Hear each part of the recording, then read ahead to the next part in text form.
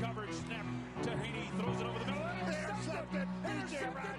Raji to the end zone for the touchdown, NFC Championship dagger. Blitz is on, Rodgers scrambles left, winds up Rainbow, he's got Cobb at the 10 to the 5, to the end zone, touchdown, and a dagger. The Wisconsin Sports Trilogy presents the Packers Trilogy Podcast. Heyo, Packer fans, what's going on? Welcome to the Packers Trilogy Podcast, presented by the Wisconsin Sports Trilogy, the podcast for diehard Packer fans by diehard Packer fans. I am your host, Trevor. You can find me on Twitter at Bender_Trevor, and I am joined, as always, with my good buddy Tyler, aka T Plush. You can find Tyler on Twitter at Tyler Kurth. As always, you can find us on our social channels on Facebook, on Twitter, on Instagram now at Trilogy_pod. You can also find us on YouTube as well, as we are posting videos out there. I have one that I'm actually kind of excited about. I had planned on posting things on Wednesdays for the Packers film breakdown. I had no motivation or knowing of what I wanted to do with it. Really motivation. It was, I have no idea what I want to do. And it finally hit me. So I'm planning on getting a video out on Friday morning for you guys. So make sure you check that out on YouTube, the Wisconsin Sports Trilogy Podcast there. Subscribe. That would mean a ton to us. Not asking for much, just clicking a button. That'd be great. Liking videos, that would be awesome too. Make sure you're checking us out there. Today, we are going to look ahead to the Jaguars and preview that game. We're also going to take a look back a little bit and look back at the first half of this season for the Green Bay Packers. Before we do that, Tyler, how are you doing? Doing quite well. It feels like it's been a while since we've done this with that last Thursday night game. So mini buy for the Packers, mini buy for us. It's weird. I gotta channel myself back into the football world, and then all of a sudden it's like, Jaguars, really?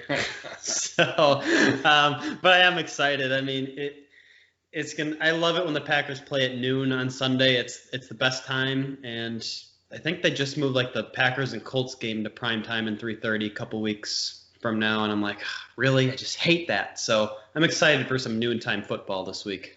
Mm-hmm. Yeah, and that is the week after the Jags game. That we play the Colts at that 3:25 time slot, Central Time. I don't know where you're listening to this, but 3:25 Central Time for that game. And I never leave football mode, but getting back into the podcast mode and then having the Jags is I was dragging my feet to get started on this because, they're still an NFL football team. You still have to show up and play the game and play well because they're still professionals on the other side. We said this about the 49ers, but it just feels different, this game. It really doesn't feel like this one should be close. It feels like the Packers should be able to walk all over this, and I'll mention that in the DVOA stats. If you look at the DVOA, these teams are nowhere close to each other in that regard. But let's look back at this first half of the season. And I made a point to listen to one of our podcasts that came out actually in May about what we were expecting of this season when we got the news and the schedule release all the way back in May. But before I give my kind of synopsis of what I said on that podcast and what's transpired here, Tyler, what have your thoughts been looking back at the first half of this 2020 season for the Packers? Well, as you phrase this question to me, I think I kind of have to approach it with the mindset of, we weathered the storm. Looking when we previewed the season, we were like, oh, there's some pretty tough competition this first half of the year. Obviously, teams like the Falcons have kind of spiraled, and not everyone's panned out the way we wanted it to. But if you had told me at the beginning of the year, within the first 8 games, Devontae Adams going to miss time with a hamstring injury, Aaron Jones is going to miss time with a calf, Bakhtiari's going to miss games, Kevin King, Kirksey, Lane Taylor goes out after the first game with the ACL tear. Billy Turner starts the year not healthy. I would not believe that we're in the position that we are now. I figured we'd be a 500 team, maybe if that. So really, the Packers are in a great spot, and as much bitching as we've done about the injury report, it is encouraging the Packers find ways to win, and you have to hope that's just going to improve here. Hopefully, obviously nothing's a given, but hopefully that starts to look a little bit better as the season progresses. Yeah, as we were looking at this back in May, we were like, okay, the Vikings are going to be competitive. They did lose a lot of players, but they're still going to be a good competitive team, or so we thought. Lions, we thought were going to be competitive, even if they go, 5-11 or whatever they end up going. You still know that they're going to be a fairly competitive team, especially against the Packers. Saints, you knew were going to be competing for the NFC Championship. Falcons, we expected, at least I expected a little bit more out of them. Than the Bucks. I actually expected a little bit less. I didn't expect them to play this good and coalesce this good this early. Then Houston, never know with Deshaun Watson. Back against Minnesota, that one at Lambeau Field. And then you go to Santa Clara on a short week. And, initially I said, at the very least, you kind of have to hope for 4-4.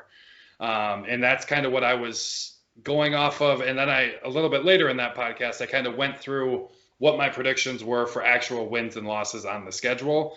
And I came up with 5-3.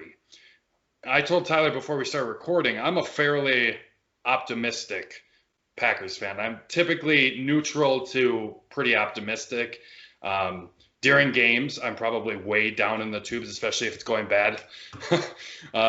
Ask my wonderful girlfriend who watched the Buccaneers game with me. That was not fun to watch that game with me. But, I'm a pretty optimistic Packers fan in general. And I said 5-3. Packers are 6-2. Yeah, you can say, the Vikings aren't really what we thought they would be. Well, we split with the Vikings. They still are starting to play well now. They were nothing like that at the beginning of the year, but they're starting to play better. The Saints, they didn't have Michael Thomas. Well, we didn't have Devontae Adams or Kenny Clark. So that one to me is a wash. Like, they didn't have their best player on offense. We didn't have ours. Wash there. And then we don't have our best player on defense. That's a pretty significant win to me. That seems like a pretty statement win to win in New Orleans. Granted, no fans or very minimal fans. And the Packers just did the job. They did extremely well, minus week 6 and week 8 against the Buccaneers and the Vikings. And like we said, if you're telling me 6-2 at the beginning of this year after that 49ers game, I'm saying, oh, hell yeah, let's go. That is huge. And I probably would have guessed 49ers and Saints as our loss if we're 6-2. Obviously, we won those 2 games, but 6-2 is a very, very good thing. Tyler, do you have anything else about 2020 so far leading up into this Jaguars game? Have you any more thoughts? I guess the only other thoughts is, obviously, I think I forgot to mention the Lazard injury in there. Jair Alexander will probably be added this week. So just kind of really helps add to that stat line there. And then the fact that you consider in that our defense is, last year we were raving by our defense. We're getting sacks, we're getting turnovers in the red zone. And this year they're just not doing any of that. So the fact that we can sit at 6-2 here is impressive. And with these key defensive players still in place, and those that are playing anyway, you have to hope just at some point the defense gets hot at the right time, right? Like, that's kind of what you're hoping for at this point.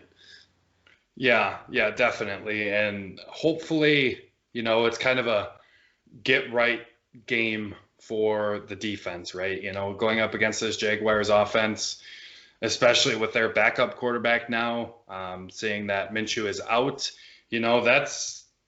you got to think, this defense has to start clicking. They kind of started clicking against the 49ers. Again, not much of an offense, so let's start getting on a roll here. Then they got the Colts coming up, whose defense has been phenomenal this year, but you look at their offense, hasn't been spectacular. No, they got some good pieces. They got Jonathan Taylor. They got Phillip Rivers as their quarterback. They have T.Y. Hilton. They got some players over there, but they have not been consistently great offensively. So kind of continuing, then having a little bit better offense against the Colts, playing them well, and giving your offense a chance to win that game against a tough defense. maybe they can start clicking here early on. You mentioned Alan Lazard. That's a big injury.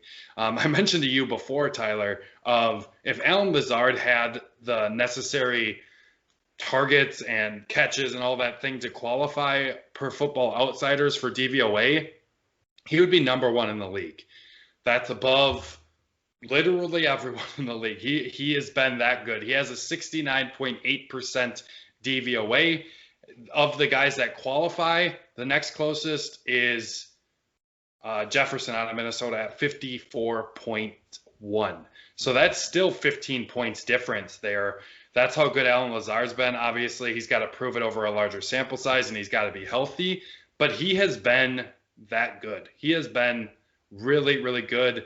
And I think this offense is really missing him, and I can't wait to see him back on this roster and playing for the Green Bay Packers. Let's move ahead to this Week 10 matchup against the Jacksonville Jaguars. Let's start, as always, with the injury report.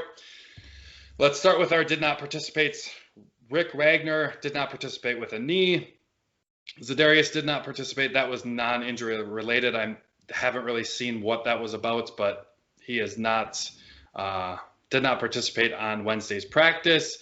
Then you look at Darius Shepard, who did not participate with a shoulder, and then the big one out of that group, Jair Alexander, did not participate with that concussion. They also have him listed as that hand, that's been listed all year.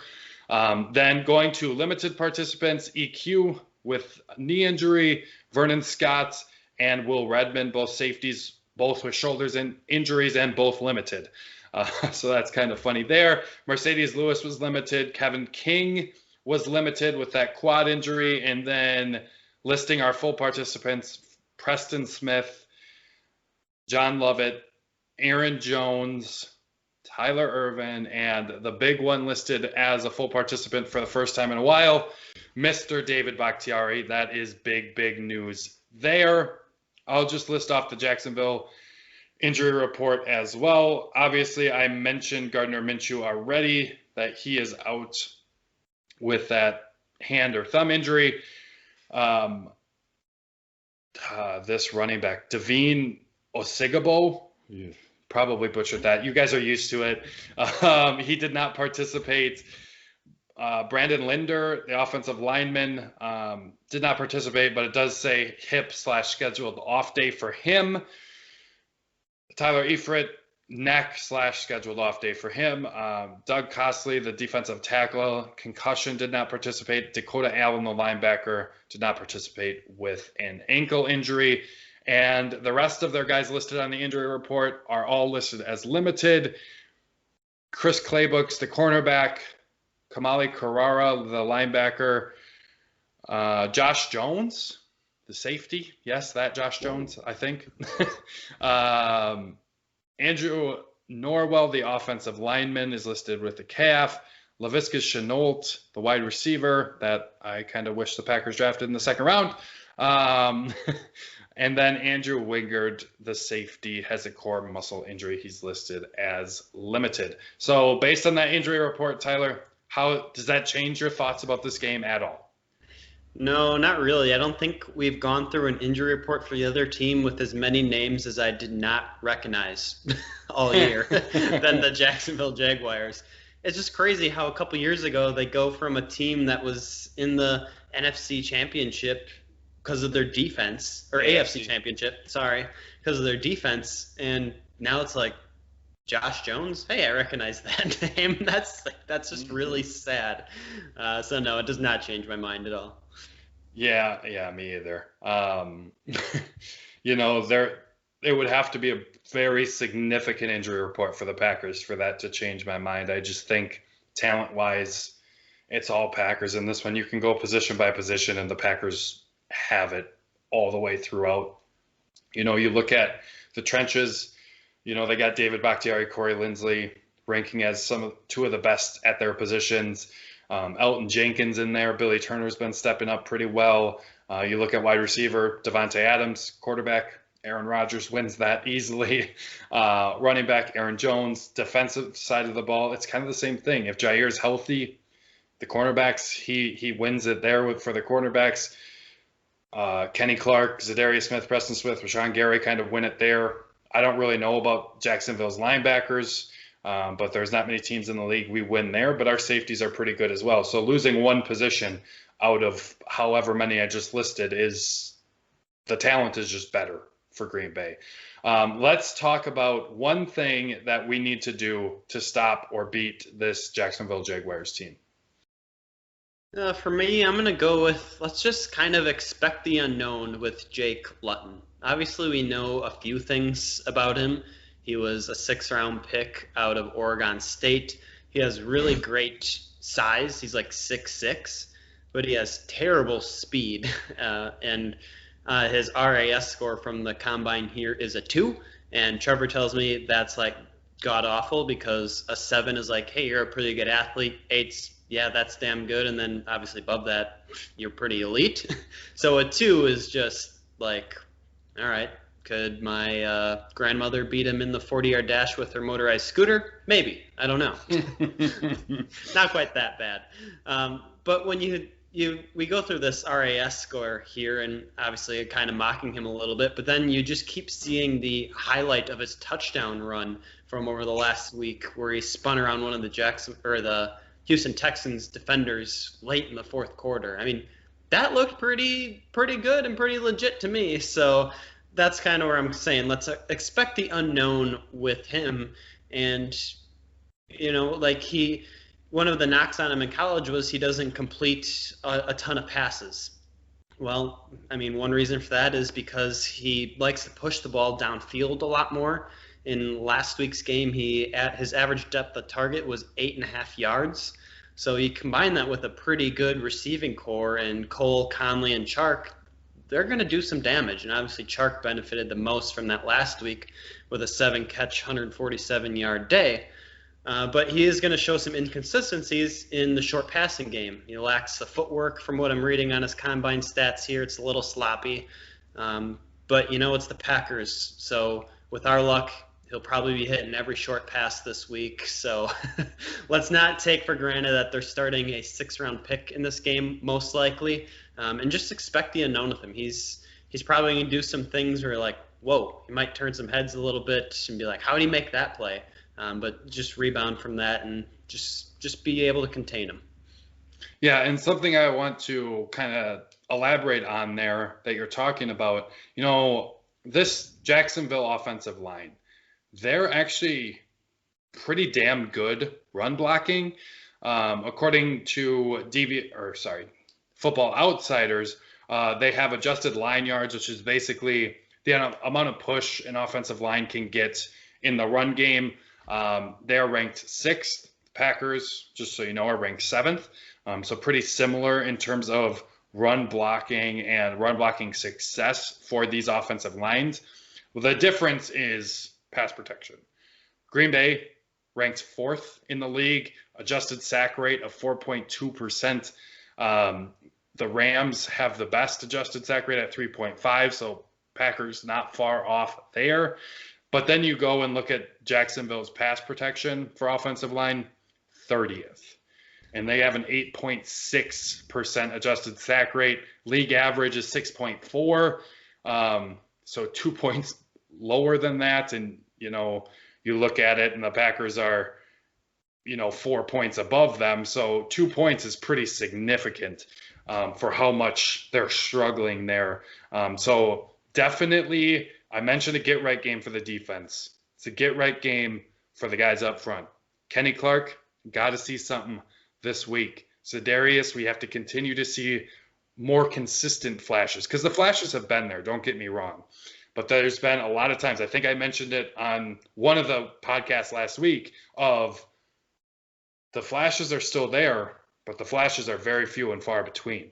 And we need to see those a little bit more. Preston Smith, we need to see the flashes. We need to see him. He started to show it a little bit in that 49ers game. We need to see more of that. We need it to be a little bit more consistent. Rashawn Gary, same thing. And this is a team to do it against. This is definitely the team to be able to kind of get right and get ready for the stretch run of the season. Get your confidence up and let's get at the quarterback. And that's going to be a big part. You mentioned rookie quarterback, 6th round pick. you got to go after them. And you got a pretty good pass blocking offensive line next week in the Colts. They're, just a few percentage points there at 4.7. Packers again are at 4.2. That difference is 3 spots. The Colts are ranked 7th in the league. So still a good pass blocking offensive line. They have to get going here and get right. And I think that's very important. And if you do that, it's going to help your back end. We don't know the status of Jair Alexander, Kevin King. If those guys don't play, you mentioned the wide receiver core, nothing spectacular by any means, but they're still good players. And I looked on Football Outsiders DVOA for wide receivers. DJ Chark is 33rd in DVOA and DYAR. DYAR is defensive yards against or above replacement. So he's 33rd in both of those. So he's top tier number 2, low tier number 1 in this league.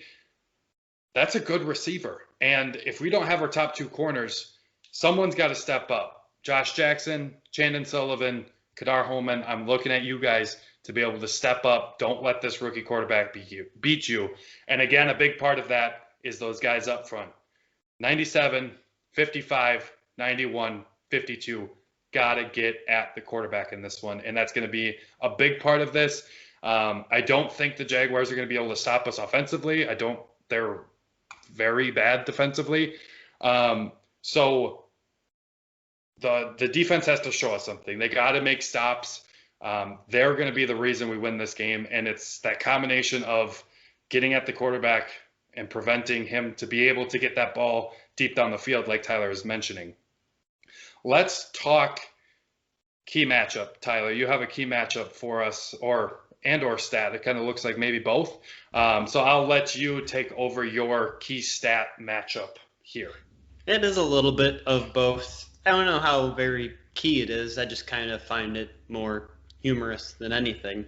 So this was posted out by Gus Logue on Twitter. Actually, I'm not a follower of him, but I will be after this because these are some cool stats. He tweets out, Green Bay ranks first in ESPN's pass block win rate metric, and all 5 of its starters rank in the top 10 at their position. Obviously pretty good. His second stat, Rodgers has the 3rd highest differential in passer rating when kept clean versus under pressure per Pro Football Focus. Obviously very good there. And then he brings up the 3rd point. Jacksonville has the least amount of sacks in the league. So that is not good for the Jaguars. It feels like it should be just like a day where Aaron Rodgers feasts on the Jaguars, which, I mean, he feasts on every team. So it should just be more than normal, I guess. Yeah, and it looks like he is a Jacksonville guy. I just looked him up on Twitter. He definitely is a Jacksonville guy, so I don't know if it's worth the follow, but that's definitely some fun facts that he put out there on Twitter. And yeah, definitely an area that the Packers can look to exploit in this game. I'm going to go through DVOA. I kind of mentioned it earlier, just the sheer difference between these two teams. I'm going to do it a little differently than I normally do. Normally I go through the opponent, go through all of their stats, and then I go through the Packers. This one, I'm going to put them right next to each other so you can see the differences in these offenses, these defenses, and then the teams overall. So the Jaguars offensively are ranked 21st in the league per DVOA. Below average, but not atrocious, right? You look at the Packers, elite, number 2 in the league.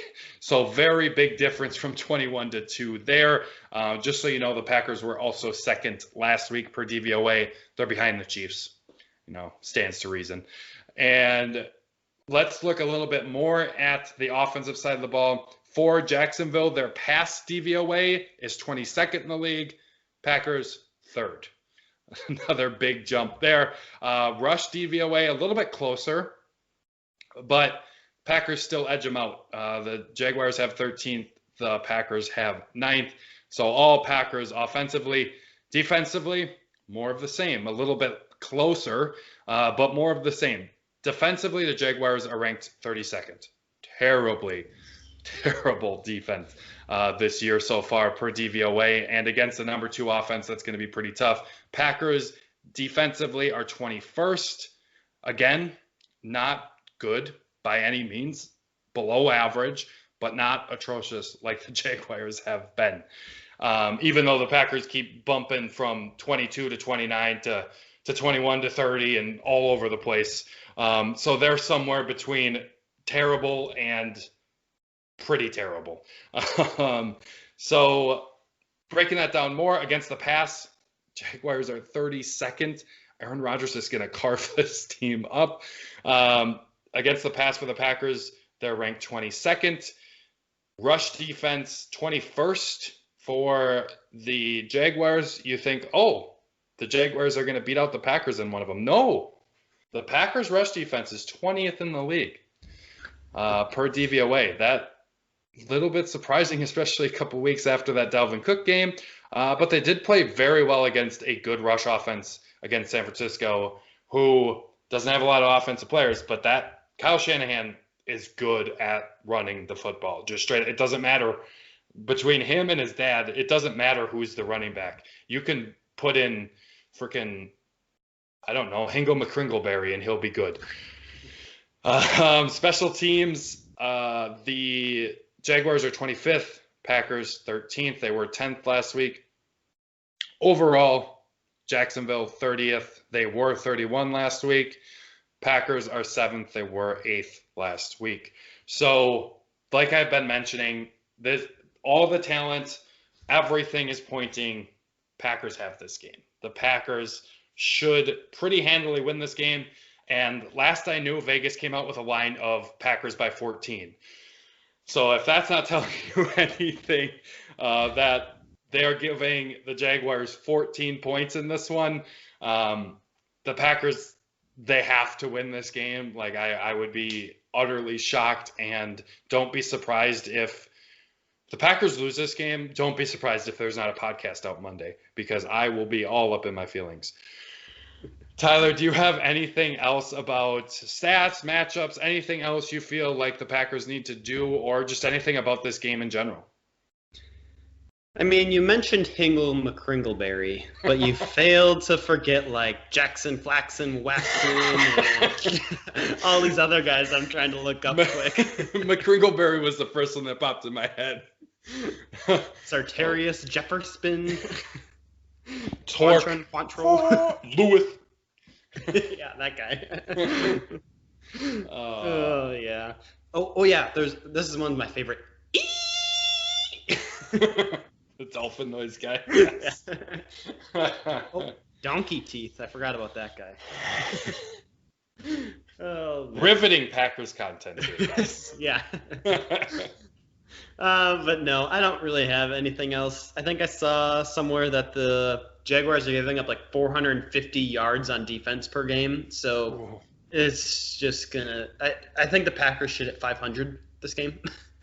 And the Packers were averaging through their first 2 games of the year, they were averaging what, 500, or was it 450 or 550? It was one of the two. A ridiculous number. And then you go up against this defense. Like, I think it's a little bit of a loss if the Packers don't score 38 plus. I think it's got to be in the 40s. And the Packers just, if they come out and play their game and they're physically, mentally, they're ready to play football, this should be a blowout from the get-go, I think. Tyler, what are your score predictions for this? I am going with a blowout and a score in the 40s. I'm going 48-17. I say Aaron Rodgers, Devontae Adams, Aaron Jones all don't play in the fourth quarter. It's that lopsided. Okay. Question for you. Yep. If you're Matt LaFleur and you're thinking it's going to be like that, do you activate Jordan Love over Tim Boyle? Man. The fan in me really wants him to, but I'm going to say no, he's not going to. Because that's just going to cause more drama. Yeah, it probably would cause drama, and then to not activate him next week would be kind of weird. And then also you might want to activate all 3 if you're going to do that, because what happens if Aaron Rodgers goes down in the first quarter and can't return to the game? And then Jordan Love is just kind of thrown into a fire where the Packers, they need to bank this win in terms of seeding in the NFC playoffs, all those types of things. They kind of need to win this game. It's not like it's a must win. They got to go prove themselves. They don't have to prove themselves against the Jags, but it's an important win in terms of just banking wins and trying to get to that number 1 seed in the NFC playoffs. To me, I'm right with you, Tyler. I think it's going to be very, very hard for this Jacksonville Jaguars team to stop the Packers. And I think you're pretty close in saying, maybe they get a drive in the fourth quarter, but those stars are not going to play. You're going to see John Runyon come in, and David Bakhtiari, Corey Linsley. You might see Jake Hansen up. Jake Hansen, I think, is on the practice squad. But you might see some of these guys that are reserve offensive linemen. They're going to try to get their star players out because I do think this is going to be a blowout. If this, at the very least, I see this a 2-touchdown game like Vegas does. But I see it more than that. I just don't know how the Jaguars stop this offense. I mentioned it. Packers have the second rated offense per DVOA. Jaguars have the worst defense. I don't see how they stop it. And then you add insult to injury, they have the 32nd ranked pass defense. So I have no idea how they're going to stop Devontae Adams. You get El Lazard back. I just don't know how they stop anything. And then you add in Aaron Jones in the pass game. I just don't know how they stop them. This is going to be the first 50 burger of the year.